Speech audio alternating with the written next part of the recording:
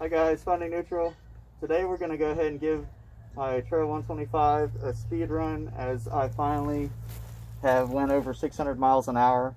I feel like it's safe to give it a little bit of gas now. Before this, I just went and did a really quick comparison between my GPS on my other phone and the speedometer, and it was off by about 2 miles an hour. The bike is 2 miles an hour slower than what the speedometer says. So I was wondering about that in comparison to the Honda Monkey and my Yamaha XT250, because the way this bike is put together, I don't know, for some reason the way the tires are and it just the build of it kind of made me think that it was going to be more accurate, and surprisingly it is, at least with mine. I mean, a 2 mile an hour difference is better than like a 4 or 5 mile an hour difference. So let's go do that before it rains. It's a really crappy day down here with a nor'easter, and we'll see what we can come up with.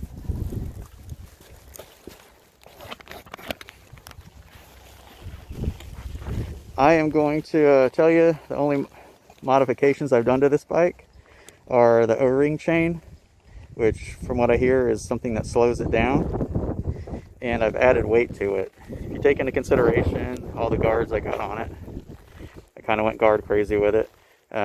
There's probably at least 50 pounds of metal added to this bike. So, and me being the rider, I probably weigh around 65 pounds with my stuff on.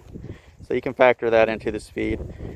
The winds are running east and west. So what I'll do is I'll do a speed run going headfirst into the wind, and then a speed run going, with the wind to my back, which is always more pleasant. So I'm gonna put you guys on pause for a minute and get us over to my speed testing grounds, and we'll pick back up.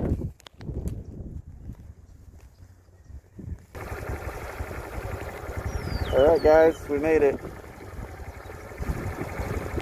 The weather really sucks today. I'm in a pocket of no rain. You can see the ripples on the water. That's a ditch, and the water's moving pretty briskly to the east. So I'm going to go into a headwind first, and I'm not going to tuck or anything, so I'm going to have to hold my phone over the speedometer, because you know as well as I, the speedometer illumination sucks, but that's okay. Alright, so I'm going to try and go into a headwind with the throttle pinned, and of course here comes the freaking truck. Hold on a minute.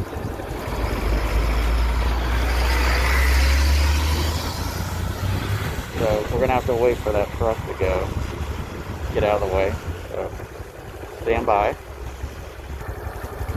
Okay, the truck is finally out of the way, so let's get ready to roll and see what we get.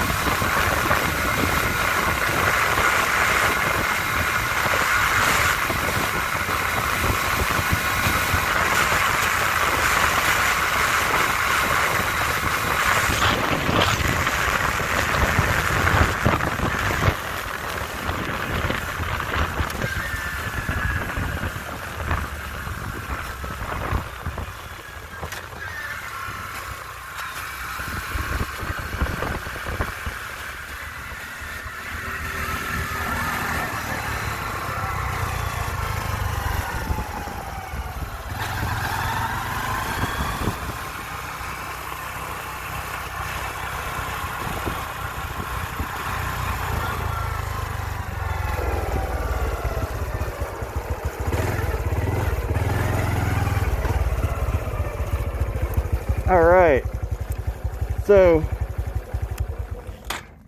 49 to 50, and I'm sorry about the wind noise, guys. And hey, thank goodness we can ride with one hand on a Trail 125, because that's what I just did. So that is into a headwind for sure. No tucking, no nothing. So let's try it going with the wind. I predict we're gonna go over 50. I'm just gonna take a guess. With the wind to our back, we're probably gonna be able to go at least 52 to 53 miles an hour, but we will find out. Trying to hold the phone as close as I can, and so you guys can see the speedometer. And I'm still not going to tuck down, because tucking down, first of all, with all this gear on, and secondly, it's kind of hard on me physically to do that, so because it's uncomfortable. So let's give it a go with the wind. We know if it's a worst case scenario, we're riding to a headwind, our top speed is going to be around 49 miles an hour. And then if you factor in the 2 mile an hour difference, give or take a mile, you're going roughly 47 miles an hour into a headwind, sitting straight up.